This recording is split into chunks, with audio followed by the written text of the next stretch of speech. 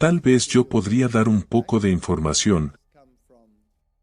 Acabo de llegar de un recorrido evangelístico en el sur de África y estoy emocionado porque grandes cosas están sucediendo. De hecho, no hemos visto nada como esto en la historia de la Iglesia en el sur de África. Soy el evangelista de la conferencia en El Cabo y estoy en una base de intercambio con las otras conferencias e hice campañas en la parte norte del país, donde tenemos una enorme ascendencia de los protestantes.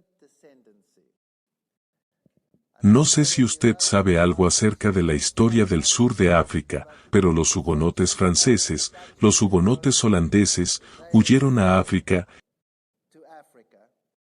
y allí se establecieron. Y han tenido guerra y agitación desde entonces, y creo que a Dios le gusta el marginado, y Dios está llamando de nuevo a su pueblo. Ahora hubo un momento en que el pueblo de Dios allí se volvió de la humildad a la arrogancia. En la historia del sur de África. Y hubo un periodo triste, y la rueda parece haber girado, ya veces sabes Dios gira la rueda, para que podamos obtener una dosis de lo que nos gusta repartir, ¿no es así? Y cuando hacemos eso, entonces clamamos al Señor y decimos Señor ¿por qué? Y el Señor dice ¿por qué? Y cuando las cosas van bien, y eres próspero, entonces nadie busca al Señor, no necesitas a Dios. Pero cuando las cosas se ponen difíciles, y la rueda se gira, y en lugar de conducir sobre los demás están conduciendo sobre ti, entonces clamas al Señor, y así estamos experimentando cosas absolutamente sorprendentes. Cientos, y no estoy exagerando, cientos de personas llamando a las puertas de la Iglesia Adventista del Séptimo Día, diciendo aquí estamos. Ahora he sido invitado para hablar a la mayor iglesia reformada holandesa en el sur de África. Es increíble, tienen 15 pastores en su equipo, y el pastor principal me pidió que hiciera toda la campaña en su iglesia. Y dije disculpe, ¿sabe usted lo que está haciendo? ¿Te das cuenta de que es probable que pierda su trabajo? Y él dijo, si esto es verdad, esta gente tiene que oírlo. Así que deben orar por mí, porque eso ha sido arreglado para enero. Y hay mucha agua que puede correr bajo el puente. En el interín, Dios es bueno. Y se está moviendo de una manera poderosa. Usted sabe los problemas que hay en el mundo. Son absolutamente asombrosos. La Iglesia Reformada holandesa en el sur de África tenía tal control sobre el país, después de todo lo que era. El aspecto político-religioso del país era un nacionalismo religioso. Y esta iglesia era el gobierno. Lo que esta iglesia decía era ley. Esta iglesia es la que encontró razones bíblicas para el apartheid. Y esta es la iglesia, que hoy es considerada por todos estos miembros como la que hizo un cambio repentino en la teología.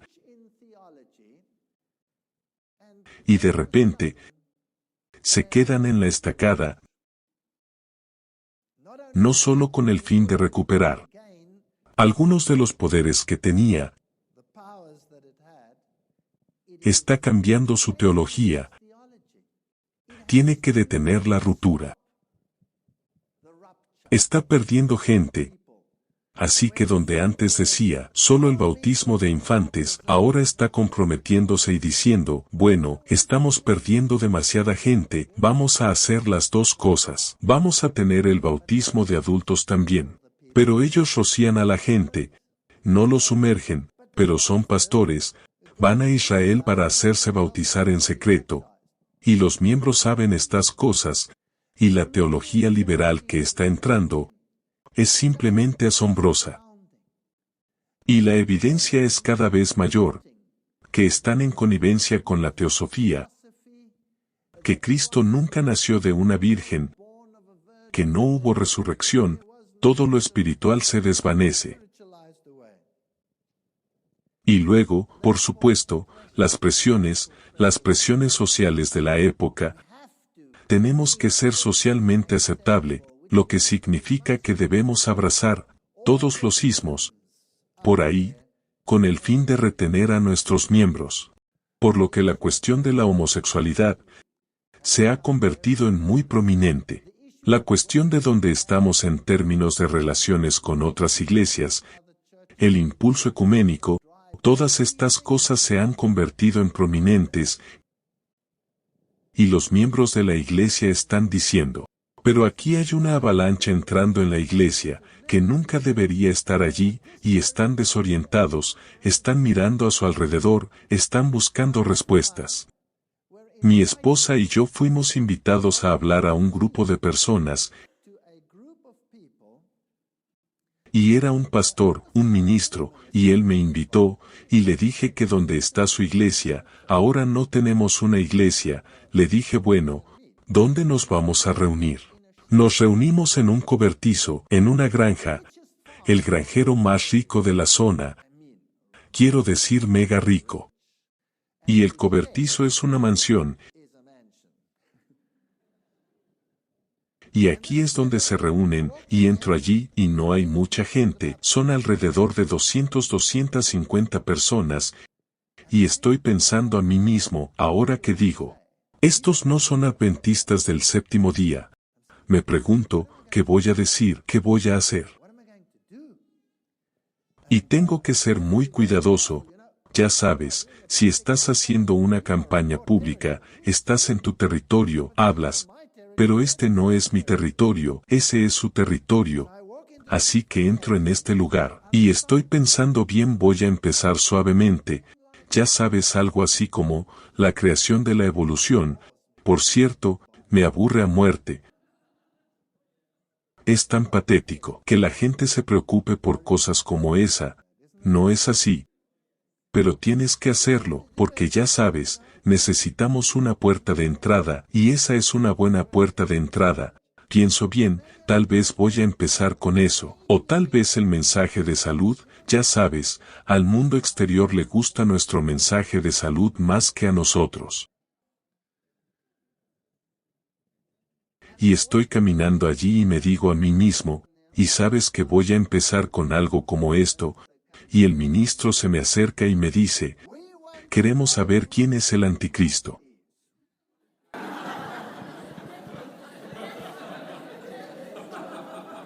Le dije, disculpe señor, ¿está seguro que debemos empezar con algo como eso? Él dijo que sí. Hemos tenido pastor tras pastor, de todas las denominaciones. Queremos saber cuál es la verdad, y siempre hay algo que nos molesta. ¿Y no podemos poner el dedo en la llaga?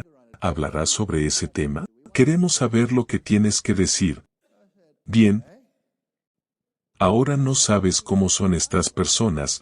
Así que estoy pensando, bueno, voy a ser muy cuidadoso y con cautela abordar el tema, y estoy pensando, ya sabes, debo decir algo sobre el movimiento carismático, o algo así, y abiertamente una dama viene a mí desde la audiencia, ella viene y dice, perdóneme, gracias por estar aquí, pero necesitamos saber sobre hablar en lenguas.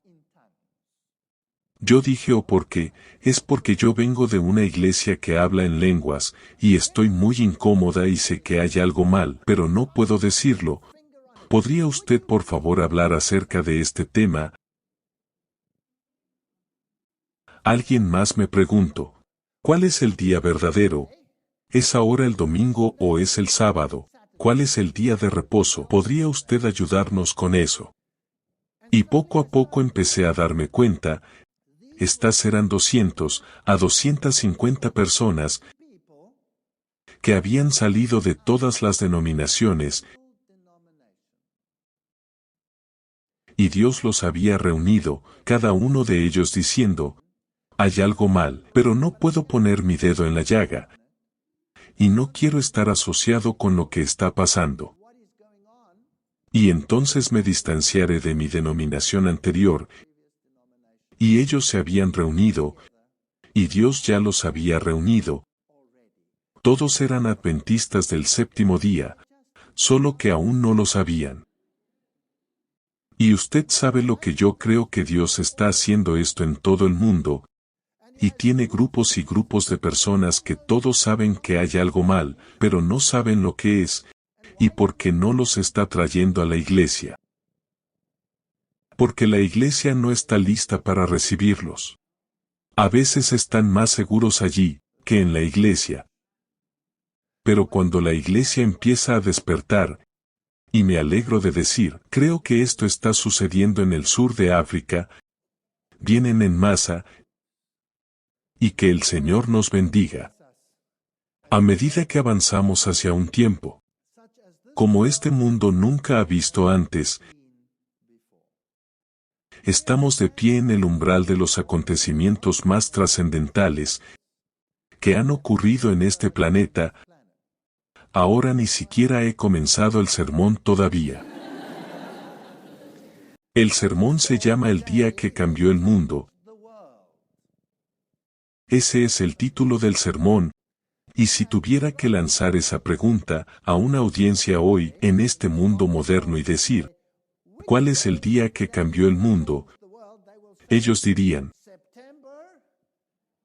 11 de septiembre de 2001. Y estarían totalmente equivocados. Es un día que cambió ciertos aspectos del mundo. Pero el mundo ya estaba donde está ahora. En 2001, ya tenían la misma mentalidad. No hay otro día que cambió el mundo. Y ese día fue el 22 de octubre de 1844. Ese es el día que cambió el mundo. Ese es el día que puso a Mardoqueo, un tipo de la iglesia del tiempo del fin, directamente en la puerta. Y la puerta es, por supuesto, el símbolo del juicio. Y aquí es donde el conflicto final se estableció. Así que el día terminó en una tremenda decepción. ¿No es así? ¿No es eso lo que pasó? Y la gente se fue a casa y se lamentaron por sus heridas, y pensaron en ello y oraron al respecto. Y no podían entender algunos. Pero 4 años más tarde, en 1848, un grupo de personas comenzaron a reunirse en lo que se conocía como conferencias sabáticas. Y empezaron a reflexionar sobre este libro, para averiguar dónde se habían equivocado, y sobre lo que realmente trataban las profecías. Y de esas conferencias sabáticas surgió una teología que no era nueva, pero resucitaron descubrimientos fantásticos que habían estado escondidos en las arenas del tiempo, y estos descubrimientos fueron: número 1, la doctrina del santuario, todo el plan de salvación puesto en tipo, ahí en la Biblia. Y cuando empezaron a desentrañar esto, comenzaron a entender el ministerio de Jesús, y sabían a dónde iban y lo que había sucedido. Y por supuesto de la doctrina del santuario, y la gran decepción, el gran mensaje del segundo advenimiento, y la formación del movimiento del segundo advenimiento. En las mismas conferencias, el sábado, fue descubierto en toda su belleza. El estado de los muertos fue desentrañado y el espíritu de profecía fue restablecido. Esos son los pilares, los 5 pilares del adventismo. El mensaje del santuario, la doctrina del segundo advenimiento, el sábado, el estado de los muertos y el espíritu de profecía. Eso es lo que hace única a esta iglesia. también es lo que hace que muchos de nuestros miembros quieran meter la cabeza en la arena y luego sacarla para que todos la vean. ¿Sabes que es incómodo tener un profeta? Es incómodo. Es incómodo ser diferente, nuestra juventud, y a veces muy incómodo. Pero si entendieran el tema, se levantarían y sería un poder en la iglesia. Tenemos algunos jóvenes, estoy asombrado. Sabes, estos jóvenes van a terminar el trabajo, son simplemente increíbles. Y porque este mensaje tiene este contexto del santuario y el juicio final, la hora de su juicio ha llegado, reconocieron los mensajes de los 3 ángeles y aquí se fueron. Y Satanás, por supuesto, decidió, bueno, eso es genial, voy a estar de brazos cruzados, mientras que este mensaje va al mundo. No lo creo. Oh, yo tampoco lo creo. ¿Qué dice la Biblia? Y el dragón estaba enojado con la mujer, y se fue a hacer la guerra contra el resto de su descendencia.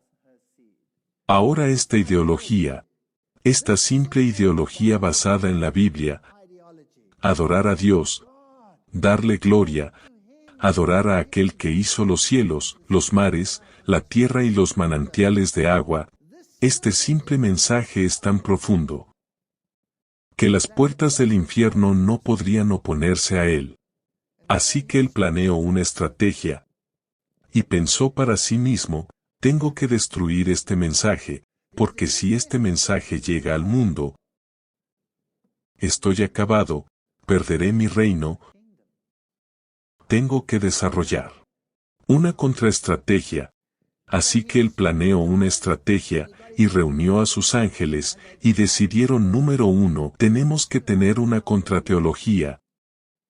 Ese es el número 1. Pero él es demasiado listo. Y él sabe que si tienes una contrateología, solo tendrás 2 teologías opuestas, y cualquiera con medio cerebro puede tomar esta Biblia y decidir que una es bíblica y la otra no. Así que eso no es suficiente. Eso es solo para un cierto porcentaje. Necesitamos otra estrategia. Necesitamos pervertir la verdad y presentarla como verdad. Esa es su segunda estrategia. Es muy exitosa con los creyentes. Pero no es suficiente, porque los que conocen a su Dios y han experimentado este primer amor, no van a parar en eso. Así que mi tercera estrategia es crear un estado de letargo espiritual en los que deben presentar el mensaje. Y eso es lo que hizo, y era muy bueno en ello. Porque todo lo que hace es bastante bueno, pero tenemos un rey que es mejor que él. Así que vamos a echar un vistazo a su estrategia. Primero vamos a ver el primer punto, que es establecer una contraestrategia. Así la estrategia que se desarrolló en las conferencias del sábado se basa en la Biblia. Así que veamos una estrategia que no esté basada en la Biblia. ¿Cuál fue el día que cambió el mundo? Bien, apeguémonos al año, de otra forma se complica, 1844. Es el año que cambió el mundo.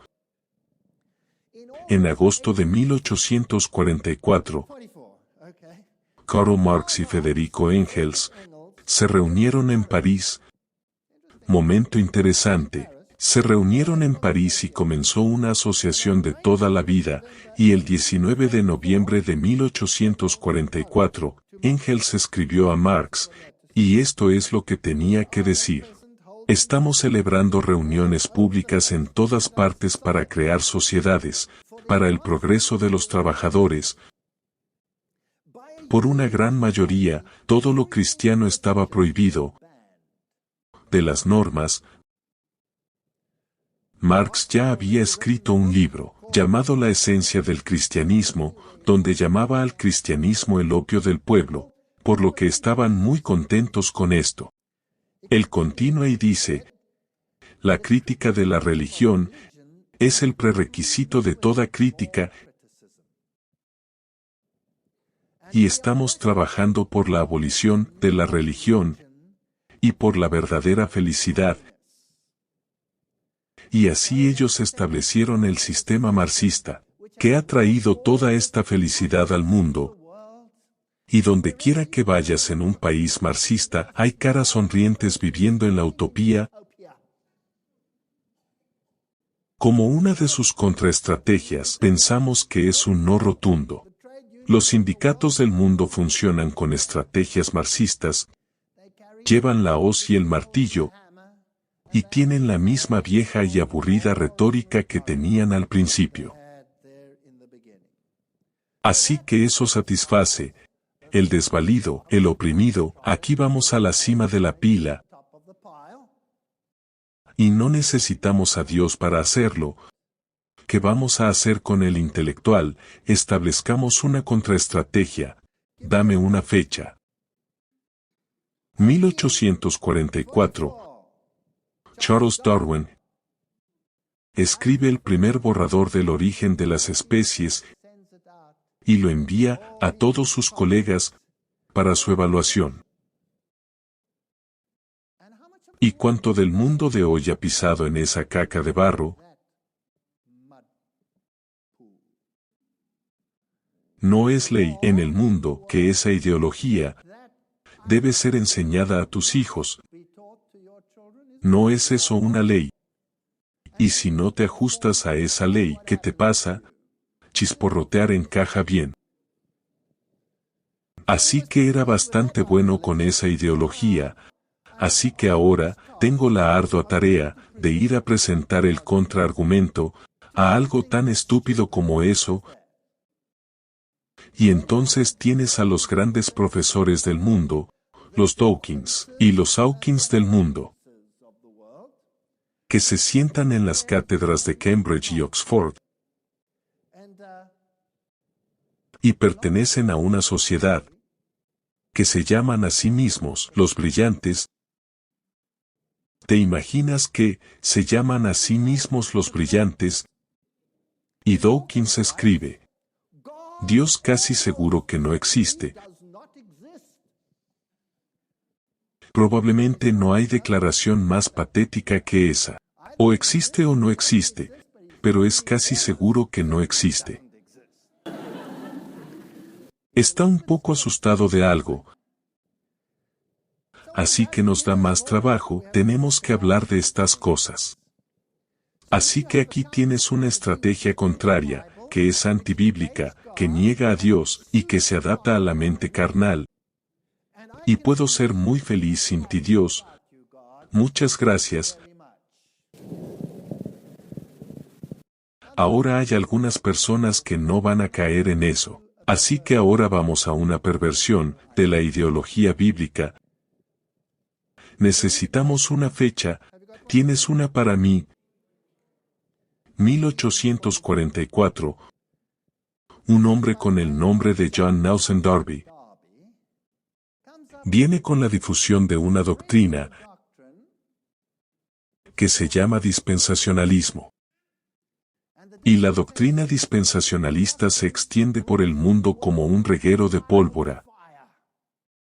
Por cierto, ¿cuánto del mundo cristiano de hoy es dispensacionalista?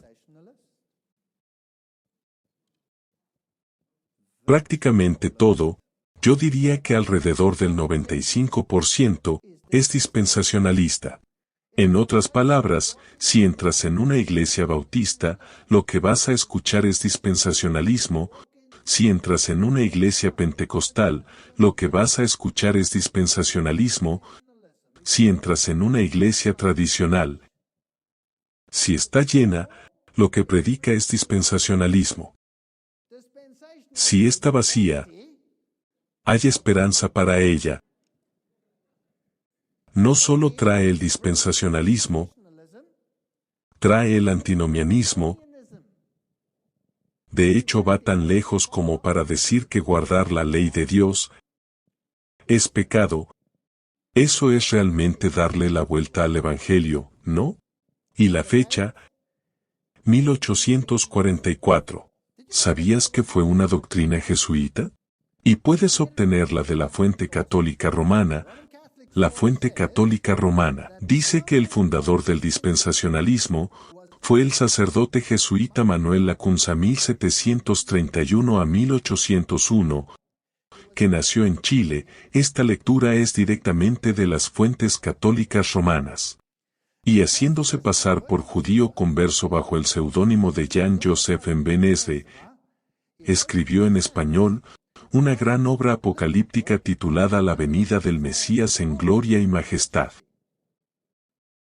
Y estaba en español, y luego un hombre emprendedor, con el nombre de Irvine, lo tomó y lo tradujo al inglés, y es solo una coincidencia que el moderno hablar en lenguas comenzó en su iglesia, y luego este tipo Davi tomó esta doctrina y la modernizó. Y los cardenales católicos romanos agregaron un toque o dos acerca del anticristo, viniendo de la tribu de Dan, igual a ellos se lo dieron a la cristiandad y se lo comieron con anzuelo y plomada. Y tengo otro trabajo, tienes que deshacer ese lío. Es un desastre total. Y aquí tenemos el florecimiento de una religión falsificada, y por supuesto tenemos que conseguir que esta religión falsificada sea vibrante. Así que dame una fecha. 1844, los cuáqueros empiezan a temblar, y el Espíritu Santo es sacudido en el mundo. Y en 1844, los rappings comienzan en cierta casa, que unos años más tarde es ocupada por un grupo de hermanas conocidas como las hermanas Fox. Todo comienza en 1844, y Joseph Smith comienza su movimiento mormón en 1844, diciendo que somos divinos, somos de la orden de Melquisedec. Pero desafortunadamente el 27 de junio de 1944 es martirizado, y por supuesto su movimiento se convierte en un mega movimiento. Así que tenemos una falsificación. Ideología cristiana también. La sociedad secreta espiritualista, llamada Delta Kappa Epsilon, se inicia en Yale, cuando, el 22 de junio de 1844. Aquí tenemos a las universidades involucradas, y entonces Muhammad Ali lo ve al revés. Se levanta y dice, yo soy el Abdullah. Él es el Bab. Y ahí vamos. Y tenemos el mega movimiento para la unificación de todas las religiones bajo un solo paraguas.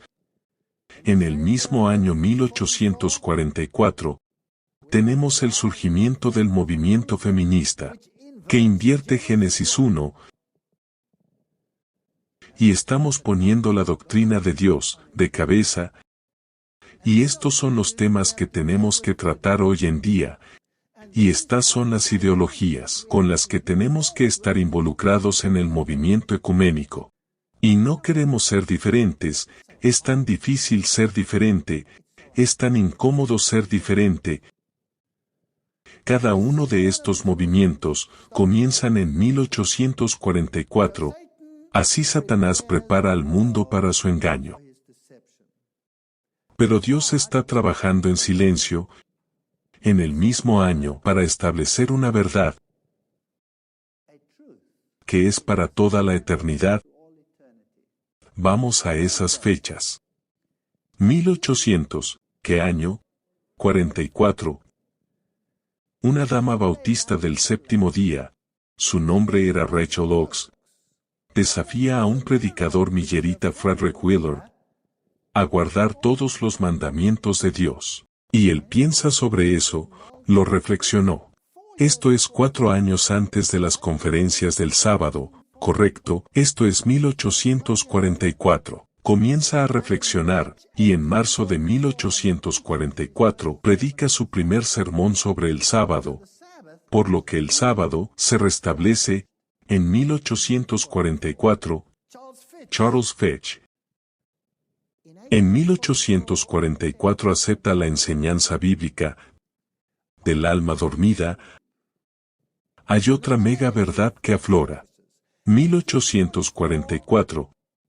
Tenemos la aparición del espíritu de profecía. Increíble. ¿Sabía usted que esta iglesia debe tener el espíritu de profecía? Si usted pertenece a una iglesia que no tiene el fin de los tiempos, el espíritu de profecía, entonces por favor deje esa iglesia y encuentre una que lo tenga. ¿Por qué estamos tan asustados del espíritu de profecía? Estoy escuchando ruidos en estos días. Que estamos a la espera de un nuevo profeta. Porque Dios ciertamente no hará nada sin traer un profeta al final, para llevarnos a través del reino. ¿Has oído ruidos como ese? Creo que los he oído, tal vez incluso en pequeñas cajas cuadradas. Eso es muy extraño. Eso viola la tipología. Tenemos que tener mucho cuidado de no divorciar la tipología de la verdad. La tipología dice, Moisés era más que un profeta. Moisés es el que lo sacó de Egipto a la tierra de Canaán. Moisés escribió todo en un libro, que era un testimonio a la iglesia. Para sostenerlos, Moisés tenía un mensaje de salud, ¿verdad? Sí, tenía un mensaje de salud, lo escribió, sí, lo escribió. Moisés, ¿llegó a ir al reino con los otros? No. Él murió, de antemano, y en su camino fueron sostenidos por el espíritu de profecía, y entraron. La tipología dice que no esperes a otro. Ese ya ha venido.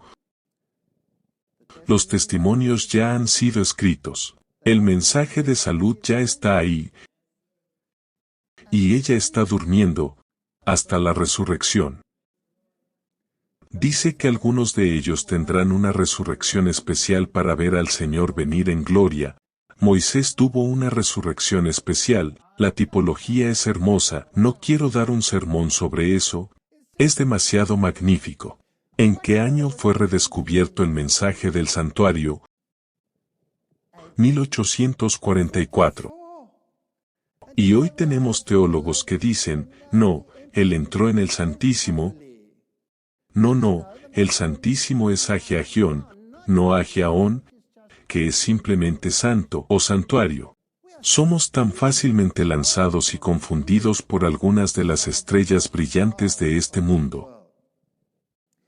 Por lo que la verdad se establece en qué año. 1844, se formaliza, solo 4 años más tarde, en las doctrinas que hacen las doctrinas de esta iglesia. Por lo que la estrategia de Satanás, la estrategia de contraataque, todos vienen en 1844. Pero ¿de qué sirve un mensaje sin los medios para transmitir verdad? Así que Dios tiene que establecer un sistema por el cual este mensaje puede ir en el mundo. Dame una fecha. 24 de mayo de 1844, Samuel Morse. Por cierto, Samuel Morse fue un mega protestante. Escribió más sobre la Biblia de lo que escribió acerca de las telecomunicaciones. Y él era un ferviente estudiante de los libros de Daniel y Apocalipsis. ¿O no es emocionante? Y ahí va y el día 24 de mayo de 1844. Envía el primer mensaje desde el Capitolio en Washington al ferrocarril BIO, depósito exterior en Baltimore, diciendo las primeras palabras para correr a través del cable. Lo que ha hecho Dios. Satanás dice que pervertirá eso, pero eso está bien. ¿Evita el Internet que la gente encuentre la verdad a través de Internet? Sí. Él siempre tendrá una estrategia de contraataque. por lo que Dios establece el sistema, y desde estos humildes comienzos en 1844, aquí empezamos a resonar y retumbar a lo largo. ¿No es fascinante que el ferrocarril de Columbus y Ciña, el primer ferrocarril que se planea construir en Ohio, es fletado el 12 de marzo de 1844, las ruedas comienzan a rodar, y todo comienza a explotar? Dios tiene un mensaje para el mundo, Satanás tiene un contramensaje. Y algunas personas se niegan a ir a dormir, y la mayor arma de Satanás es crear un estado de letargo espiritual, y por lo que sus esfuerzos se dirigen al remanente, para silenciar su testimonio, para sumergirlos, y para hacer que se duerman. A medida que el pueblo del Señor muestre su determinación de seguir la luz que el Señor ha dado, el enemigo hará uso de todos sus poderes para desanimarlos. Pero no deben rendirse, debido a las dificultades que surgen cuando intentan seguir los consejos del Señor. Pon tu cara como el pedernal. Aquí voy, no voy a ser movido ni a la izquierda ni a la derecha. Podemos esperar cosas extrañas, cosas muy extrañas. Cada viento de doctrina soplará. Habrá una complacencia que no puedes creer. Pero la tipología nos dice que vamos a repetir la historia de Israel, y haríamos bien en estudiar la historia de Israel. Lo que Dios le hizo a esa gente en el desierto es exactamente lo que nos está pasando a nosotros, solo que nosotros somos peores que ellos. Porque tenemos mucha más luz. Entendemos todos los asuntos del Mesías. Entendemos el funcionamiento del plan de salvación. Ellos tenían un tipo. Nosotros tenemos un antitipo. Todas las bendiciones, si nos mantuviéramos separados como ellos se mantuvieron separados. Pero no. Por favor maldícelos, Balac, por favor maldícelos. No puedo maldecirlos, solo puedo bendecirlos. Por favor, maldícelos. Solo puedo bendecirlos, no puedo maldecirlos. Busquemos a esas mujeres con mini vestidos. Y ya sabes, las hermosas. Y bailemos un poco alrededor de ellos. Y lo tendrán. También nos lo harán a nosotros, no te preocupes. Necesitamos un avivamiento y necesitamos una reforma. Pero una reforma sin un avivamiento está muerta, y un avivamiento sin una reforma está muerta. Todos estamos orando: Señor, derrama tu Espíritu Santo. Derrama tu Espíritu Santo. Pero si no hacemos lo que el Señor requiere, ¿cómo vamos a recibir esa bendición? Así que una reforma, un cambio de corazón, y una dedicación al Señor, es absolutamente esencial para esta iglesia. Necesitamos una gran reforma. Satanás no se quedará de brazos cruzados, mientras que nosotros tratamos de poner en práctica lo que es correcto.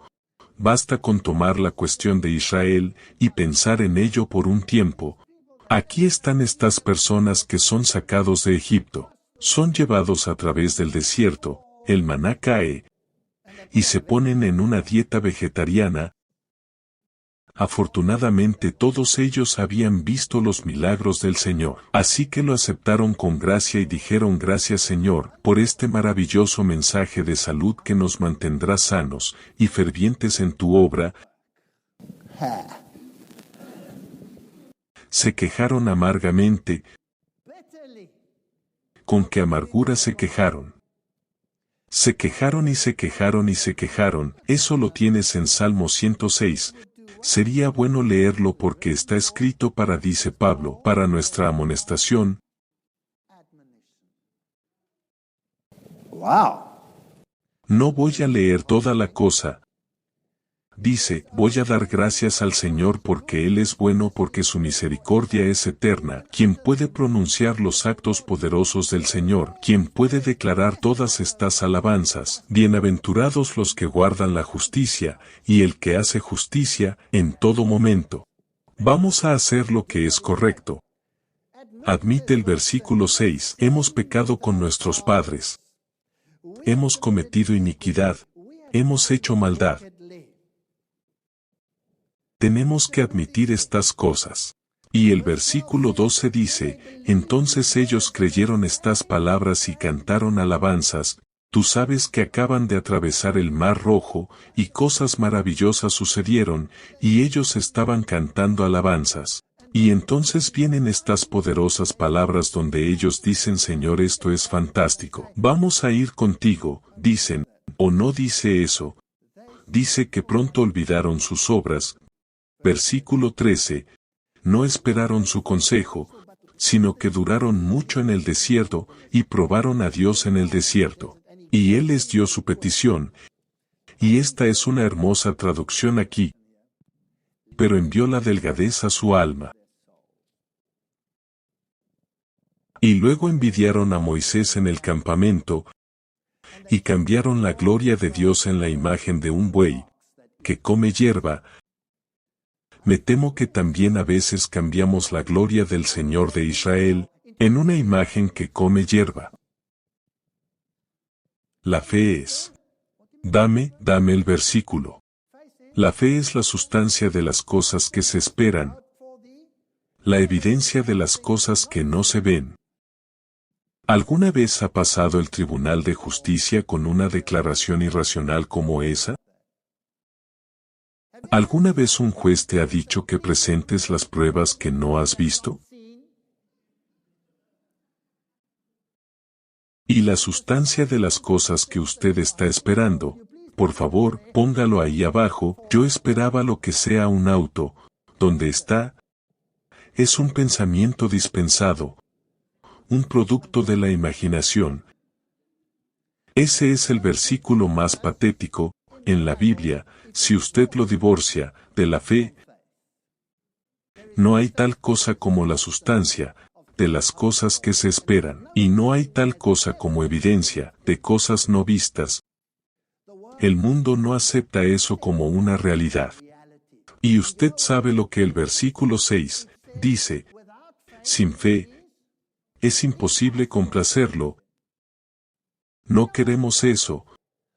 Señor, dame la evidencia de lo que no puedo ver. Quiero sentirlo. Quiero tocarlo. Quiero experimentarlo. ¿No es eso lo que el mundo quiere? Señor, déjame saber, déjame hablar en lenguas, déjame caerme, déjame rodar, déjame reír, déjame lo que sea, pero quiero sentirlo. ¿Verdad o no? ¿Es eso lo que el mundo quiere? Bueno, tengo noticias para ti. Si lo consigo, no tengo fe, porque la fe no es la sustancia de las cosas que realmente experimentas y ves y sientes, y tienes estas manifestaciones. La fe es la sustancia de las cosas que se esperan, y la evidencia de las cosas que no se ven. Así que cuando se pone difícil tú crees de todas formas, y esto es lo que necesitamos en la iglesia. Necesitamos volver a la fe, donde le creemos a Dios porque Él lo dice, no porque llueve fuego o monedas de oro del cielo, o lo que sea. Necesitamos volver a la fe, porque sin fe, es imposible complacerlo. Y aquí estaba esta gente y cambiaron la gloria de Dios por el buey. Eso es tan patético. El versículo 33 dice, se rebelaron contra su espíritu, y no destruyeron al pueblo en cuanto a lo que el Señor les había mandado, sino que se mezclaron con los gentiles, y aprendieron sus obras y sirven a sus ídolos. Pero afortunadamente no hacemos eso hoy en día. Hemos aprendido nuestra lección, y ahora estamos en el mismo camino que ellos. Solo que peor. Tenemos esta noción, que todo el mundo se salva. Queremos creer en los mandamientos de la norma de juicio, al mismo tiempo tenemos este universalismo en nuestra mente: todo el mundo está bien. Quiero decir que hay cristianos maravillosos. No se equivoquen, hay cristianos maravillosos en el mundo por ahí. Pero eso no hace al cristianismo cristianos maravillosos. Es por la obediencia a Dios que demostramos nuestro amor por Él. No es lo que dice la Biblia, así que tenemos que volver a esa primitiva religión de antaño. Y nuestro mensaje debe ser tan recto como lo fue el mensaje de Juan. Él reprendió a los reyes, perdió su cabeza como consecuencia. Pero reprendió a los reyes. Y todos vinieron a escucharlo, desde los más pobres, a los más ricos, a los teólogos, a la realeza, todos vinieron y escucharon ese mensaje. Este mensaje no es un mensaje de exclusividad, este es para todos. Tenemos un mensaje para todos y tenemos que llevarlo, aunque nos cueste la cabeza. Y no queremos seguir haciendo eso, no queremos levantarnos, no queremos poner nuestra cabeza en el bloque. Tenemos que volver al cristianismo y tenemos que hacernos la pregunta: ¿por quién estamos de pie?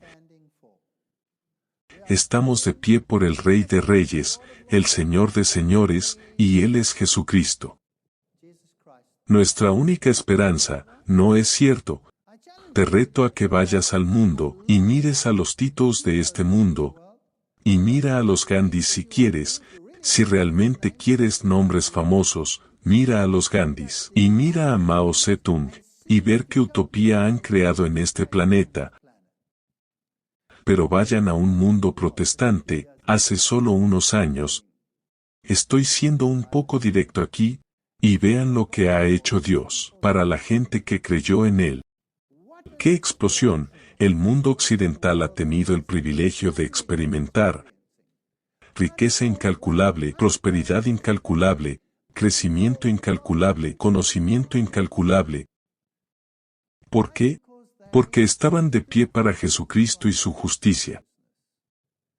Y cuando ellos ganaron la riqueza como en mi país, y ellos alcanzaron los pináculos del poder, ellos se volvieron complacientes. Y Dios tiene que dejar que la rueda gire. Y si tú miras las economías del mundo, y tú miras los disturbios en el mundo, la rueda está girando. Y la calamidad de este mundo es la oportunidad de Dios.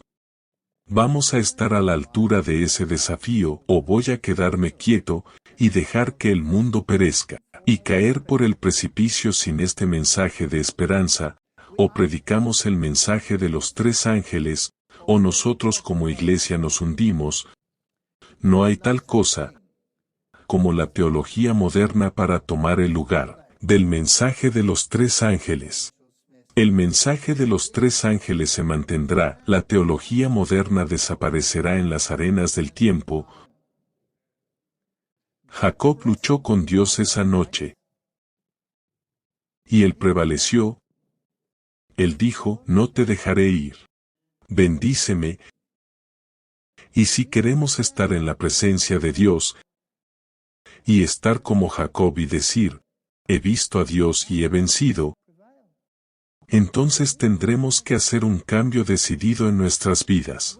Y tendremos que hacer una postura decidida por la verdad y la justicia, y tendremos que permitir que Dios nos cambie para que reformemos nuestras vidas y volvamos a la armonía.